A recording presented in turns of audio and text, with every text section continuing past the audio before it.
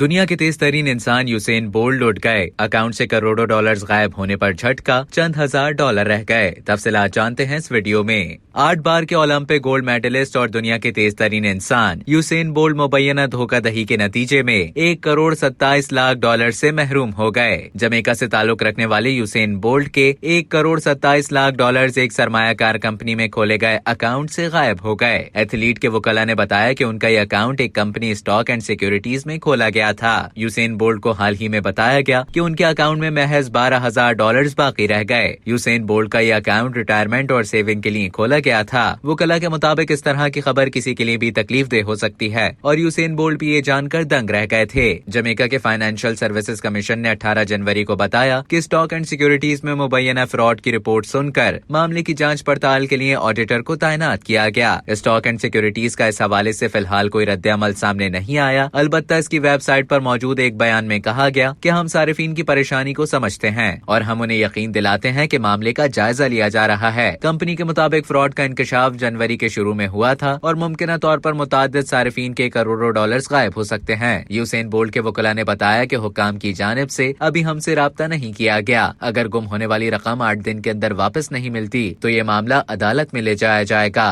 अब तक के लिए इतना ही। मजीद खबरों और न्यूज अपडेट्स के लिए डेली जंग के YouTube चैनल को सब्सक्राइब करें और Facebook के पेज को लाइक करना ना भूलें।